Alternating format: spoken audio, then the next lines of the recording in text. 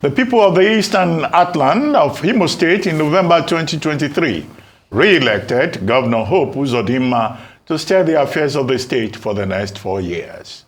Uzodinma of the All Progressives Congress, APC, had polled 540,308 votes to defeat his closest challenger and the candidate of the People's Democratic Party, Samuel Anyanwu, who scored 71,503 votes.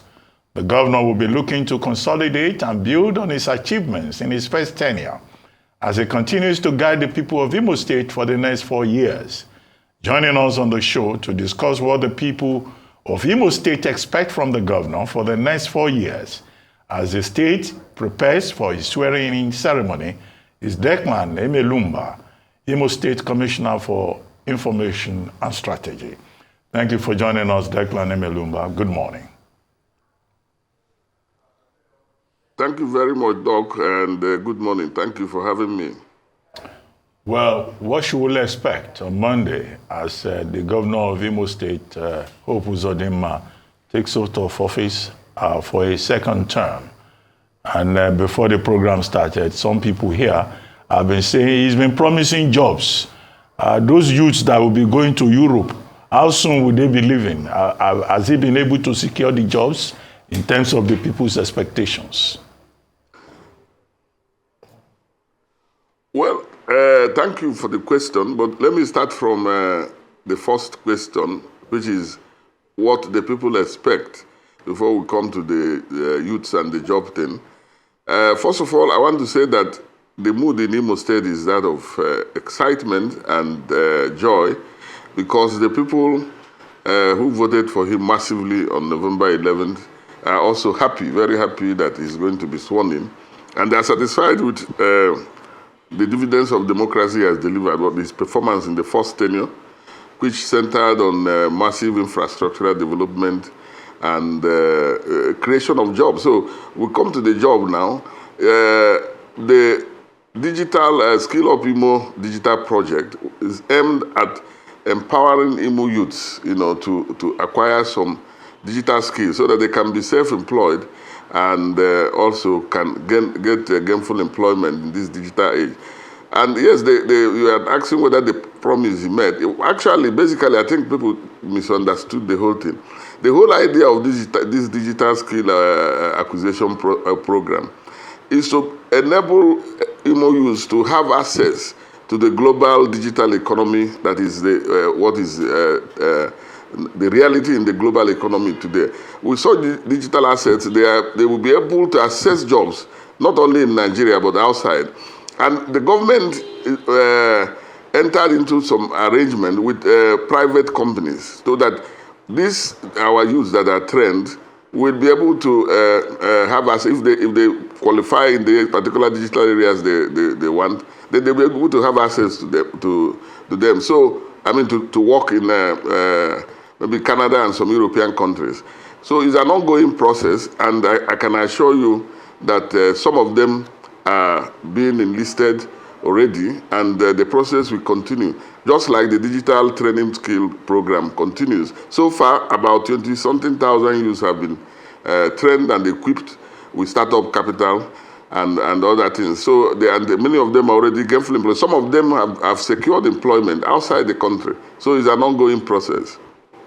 All right. I mean, thank you for clarifying that. I don't think a lot of young people interpreted the statement of the governor that way. They thought they would literally be going abroad to get their jobs, but it's good that you've come to clarify the statement of the governor. So, like you mentioned, people are excited in Imo State ahead of the inauguration, swearing in on the second term of Governor Hope Uzodinma. One other thing that has come into question, of course, as we're discussing at this time, is budgets across different states. And Imo State has passed 592 billion naira in your budget. And the governor has said that if you're able to at least achieve 50% of that, you would see that as success. Can you break down for us some of the key areas that would be immediate focus areas for this administration in the second term? Thank you very much. Well, like you just cited the budget, the total budget is 592 billion.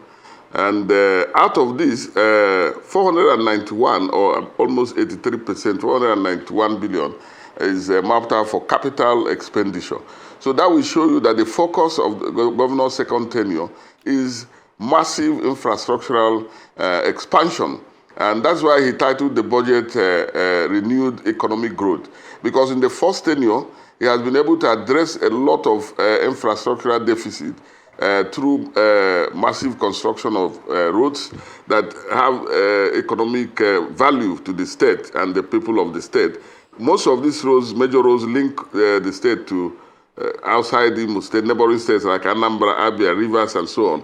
So he has been able to consolidate in this area, lay the foundation for economic growth. So the second tenure, that's why he budgeted a large chunk of the budget, 83%, for capital expenditure. So that clearly tells you that he's going to expand on infrastructural development, including roads construction, more roads, including in education, including in the health sector, including in water sanitation, and all these other infrastructural facilities that will help to generate economic growth in the state. So this is the direction that the government is going to, which he has outlined through the budget.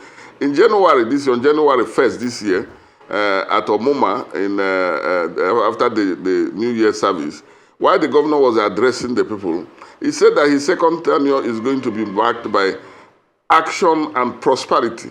So that means a lot of action. This action I interpret to mean massive infrastructural development, which would naturally lead to increased prosperity of the people. So I think that is the general direction of the second tenure as outlined in the 2024 budget. Okay, let's talk about debt. We all know the debt profile of Imo State. A lot of people are looking and say it's quite high. What is this new administration going to do about the debt profile? And secondly, IGR. Despite all the infrastructural projects Imo claims to be doing, we are not seeing the knock-on effect on IGR. Money is not coming in. Foreign investors too not coming in. So what difference is this government going to make?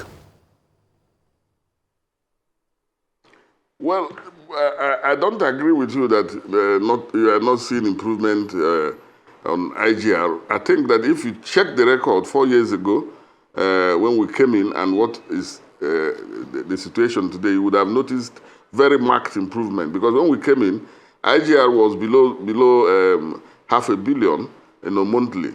Today is clearly over going to $3 billion.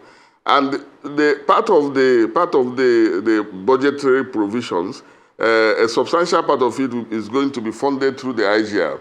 So I think that we are doing better in terms of IGR, and this has been achieved through automation of the fiscal regime of the government, and which has plugged a lot of loopholes in terms of leakages of in revenue generation, internal revenue generation. So I think we are doing well, and this also has been followed up by transparent management of the economy, which earned this government award, financial grants from World Bank, totaling over $23 million so far, $23 million so far. So I think that generally speaking, there has been a lot of improvement in IGR and fiscal management policy of the government. Foreign investment. Hello? Foreign investment, Imo attracted zero. Yeah. Zero. He didn't make anything in foreign investments at December last year. Zero. No foreign investment ever came into Imo as of last year. I don't know that foreign attraction of foreign investment is one of the criteria to measure success or failure of any government. I think that foreign investment, it depends on the priorities of the state. But I can tell you that as we speak, we have modular refineries that have been established in Imo State, which was done through the policies of this administration. And I think that has a more direct bearing to the people because it has generated a lot of employment for the people. And when you're talking of foreign investments, it's not something that comes just within one day. But I know that the necessary foundations have been let down. You know, when you have a situation where what we met on ground, where there was practically no prudent management of the economy of the state, and corruption was rampant and so on. The government needed to clean up the state so that it can even proudly present it to foreign investors. But I want to repeat that I am not very sure that the criteria of measuring the success or failure of a state government is the number of foreign investment it attracts. Well, Declan, the big issue ahead of the election was insecurity. And I think on this program, the candidate of the Labour Party and also the People's Democratic Party accused Governor Uzodinma directly of not paying enough attention to insecurity, and that insecurity has become a worse challenge under his watch, including monarchs being kidnapped, or sundry acts of violence and insecurity in Imo State. Only recently, the Chief of Army Staff had to visit to reassure everyone that the military will help secure Imo State. What is Governor Uzodinma going to do during his second term so that people like the PDP and Labour Party candidates in the last election will not say, well, we told you that the government of Imo State is behind the insecurity in the state? Well, again, I thank you. But, those people you mentioned, the PDP candidate and the Labour Party candidate, because they had no program for the people. So they were hoping and praying that they could cash in on the sentiment of the so-called insecurity. And all the program they had, I remember I challenged them on one or two occasions to bring out a blueprint, bring out a program they had for Imo State. All they were saying is that we make Imo safe again, as if that was a program. But these things were subjected to the voters. And the voters who voted for Governor Uzodinma appreciated the fact that insecurity in Imo State had come down significantly from what it was 2-3 years ago, when there was a time Imo was truly, truly unsafe. And when we say and continue to say that this thing, insecurity was politically contrived, when you look at the fact that the thing escalated after the storming of a correctional center, and over almost 1,600 or thereabout of inmates were released, and they scattered, they went all over the state, and of course insecurity escalated. And you ask yourself, who aided and abetted the coming and the illegal release of these inmates? And when you look at it, you begin to see political fingers being pointed here and there, because some people said they were going to make the state ungovernable for the governor. But be that as it may, the important thing is that Governor Uzodinma rose to the occasion, and within 1-2 years, he brought down the insecurity situation to the barest minimum. I'm sure that if you look at the figures today, Imo is not the most unsafe place in the southeast. In fact, I think it's one of the safest places you can visit today in the southeast. Throughout this Christmas, New Year period, there was practically no insecurity incident anywhere. So the thing has been brought down. Yes, the Chief of Army Staff came and promised to continue to assist, which they have been doing to ensure that Imo is safe. But the point is that it's work in progress. In the second tenure, the governor will continue with those same strategies he has used, which is to collaborate with security agencies, provide them with logistics, and even also synergize with Imo Security Network, who are responsible for bringing primary security information from the rural areas and collaborating with the security agencies. They're able to nip any kind of burden insecurity from the beginning. So these efforts will continue and be intensified. And what I know for certain is that in the governor's second tenure, Imo will be safer, and it will be to the shame of those who thought or imagined that Imo will become unsafe. So far, the evidence is that we are heading towards a very safe Imo State, and those who have been parading insecurity as their main agenda or whatever, we discover that is far from the truth. and that Imo will continue to remain safe. We are making progress every day, and Imo is getting increasingly safer and safer. In the second tenure, it will be very, very safe to a very, very large extent. Remember, no society is absolutely free of any form of insecurity. So it's in relative terms that we are talking. All right, thank you. I'm glad you say that you're making progress and it's a continuous work in progress. So I'd like you to share two things I'd like to ask you with regards to job creation. Earlier we'd asked questions around, the promises made, but I think in terms of even jobs created within the states and practical ways, what are some of the practical measures to ensure that you reduce the number or percentage of unemployment in Imo State? That's one. And the second thing is for those who are currently employed, I hear some people in Imo State haven't yet been paid.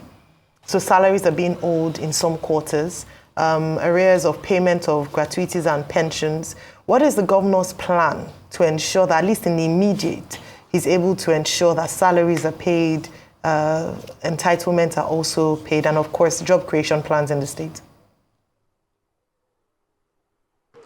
Okay, thank you, my sister, for the question. Well, let me say clearly, and without any fear of contradiction, that it is not true that salaries are being owed in Imo State. It's absolute falsehood.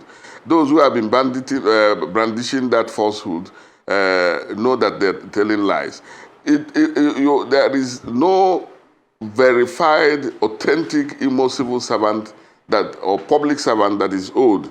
And I want to ask you, how will workers gladly accept to receive 13th month salary, which this governor has done, and never happened in Imo State. He's paid it last year for the third time. How will they be glad to receive it when some of their colleagues are owed, or when they are owed salaries, as you want to say? Is it not when you have paid somebody his due that he can give him extra? Because the extra won't make sense if you are still owing him the basic things you ought to pay.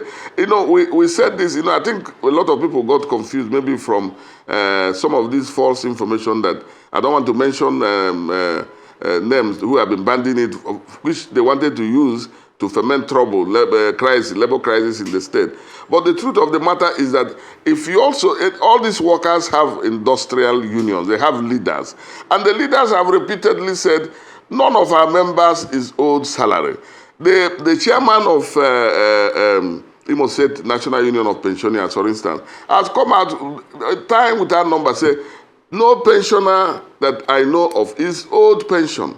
So I don't know why it is difficult for people to believe or to listen to those who should know better, instead of listening to those who have ulterior motives or canvassing what they are canvassing. And in terms of gratuity, the government has never said it has paid gratuity. In fact, this gratuity, you must know, is a backlog of several regimes before this government. But the governor has promised to address it. And he has invited the leadership of pensioners immediately after the inauguration. He has invited them to a meeting. For him, he wants to begin to pay the gratuity, graduate it, begin to pay it. So he's addressing it, and he's going to do it. And the pensioners trust him because he has been paying their pensions regularly and promptly. So there is nobody that is being owed. That is a fact. Then in terms of job creation, I've already said, it's not necessarily formal employment, for instance. When you build good road infrastructure that helps transporters to move their goods and helps interstate trade and so on, it creates a form of informal employment. It creates a form of job because a lot of people will be better engaged than they would ordinarily have been. Okay. Secondly, when you train and equip youths in terms of skill acquisition, you are also helping to get them employed, self-employed or employed. And in this area, apart from the 20,000 we have trained in skill acquisition and digital skill acquisition, we have trained extra 30,000 in different skills. So you are talking of close to a total of 50,000 youths who have been empowered to be self-employed. The government is employing some teachers very soon, for instance, Okay. not less than 3,000 teachers or more. So, and then in the civil service, some other employment opportunities are being created. But the most important thing is that the government is conscious of creating the enabling environment, providing good roads, providing potable water, providing other facilities to enable investors to invest in the state. And they're investing and creating jobs. Mr. Declan Emelumba, real quickly, as we go, let's talk about the inauguration. Preparations. How much will this inauguration cost the taxpayers in Imo State? How much is this going to cost? And why is it that it's only your state that is not attracting foreign investment as an oil-producing state? Others, Anambra and the likes, in the last 4 years, your state is not attracting foreign investment. But talk about the preparation for the inauguration and how much is it going to cost the taxpayers? And the last question as we wrap up, sir.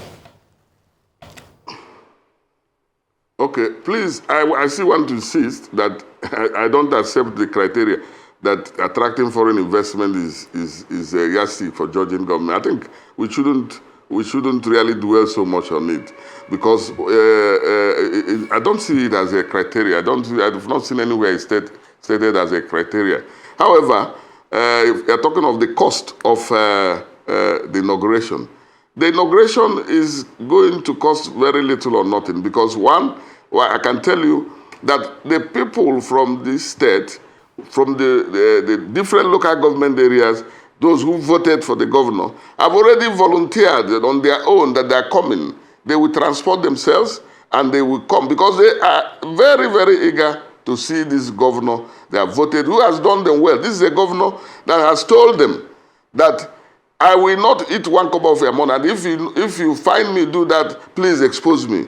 And so far, 4 years, nothing like that. This is a governor that has never faced, the only governor in the history of Imo State that has never faced any scandal in terms of this or that, in terms of misappropriation of funds, abuse of funds, or property acquisition, and so on. So they're very happy with him. Most of the people are volunteering to come. All we have to do is to make sure that we have a good crowd control, make sure that they are taken care of in terms of, some of them are even cooking their food to come. So by the time, that's why I cannot stay here now and tell you Declan, this is the budget. Hold on, Declan. Yes. No, we're talking about the inauguration committee. Yes, you have a 44-man inauguration committee. Why such a large body of persons to organize just swearing in and pepper soup and jollof rice? So are they going to take sitting allowance, and how much is it going to cost to fund this 44-man inauguration committee at a time when, Nigerians are saying cut costs, don't have large entourage, don't have, are these members of the inauguration committee, are they bringing their own food from their own homes?